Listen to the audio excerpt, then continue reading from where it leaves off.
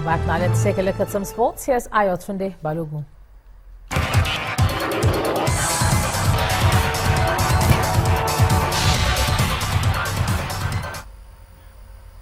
Many thanks, Ijoma. Well, Nigerian boxer Apochi has failed to win gold in the 91-kilogram final at the ongoing African Boxing Championship in Cameroon. Apochi lost 3-0 to Joseph Kennedy from Mauritius. After the fight, coach Tony Konyegwachi expressed disappointment over the performance of the referee, whom he accused of denying his boxer the much-needed victory. Now, Africa Under-20 champions Nigeria will face Burundi in the 2017 Africa Under-22 round of qualifiers following the withdrawal of the Democratic Republic of Congo in the qualification series. Now, the DR Congo and Burundi were scheduled to play a tie over 2 legs, with the winner facing Nigeria in the second leg. But then, with the withdrawal, Burundi will automatically face Nigeria. Burundi will host the Flying Eagles in the first leg in Bujumbura on the weekend of May the 20th through the 22nd, with the return leg in Nigeria set for the weekend of June the 10th through the 12th. And in the UEFA Champions League, Manchester City advanced to the quarter-final of the competition for the very first time. Now, Man City played out a barren draw with Ukraine's Dynamo Kiev to reach the last 8 with a 3-1 goal aggregate.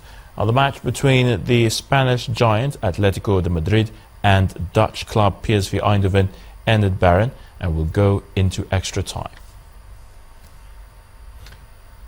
And Maria Sharapova has been suspended as a goodwill ambassador by the United Nations after her failed drugs test. The Russian tested positive for meldonium in January and has been provisionally suspended by the International Tennis Federation, the ITF. A statement from the UN confirmed that the 28-year-old has been suspended from any of its planned activities while the investigation continues. And that's a wrap in sports news. I'm Ayotunde Balogun. The news at 10 continues shortly.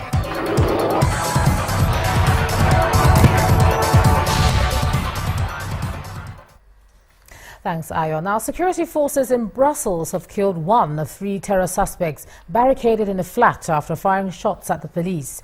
4 Belgian police officers were wounded in the raid, said to be linked to last year's attacks in Paris, in which 130 people died. Since then, authorities have identified people they believe to have carried out the assaults. Away from the raid, the UN is warning that malnutrition rates in Zimbabwe could spiral out of control if not checked. Temitope Fagwemi tells us more. Children's Agency, UNICEF, says nearly 33,000 children are suffering from severe acute malnutrition and are in urgent need of treatment. Zimbabwe has endured 2 years of failed rains, with this year's problems linked to the El Nino weather pattern.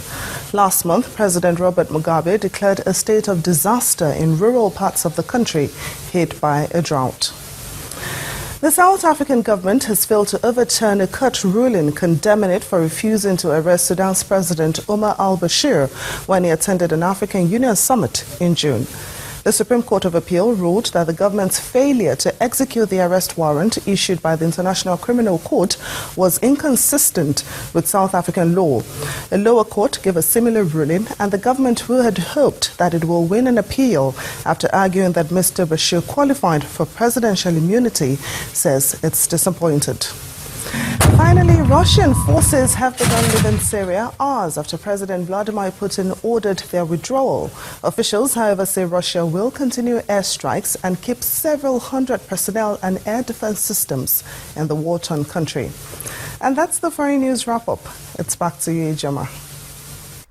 Thanks a lot, Temitope. And the main news again.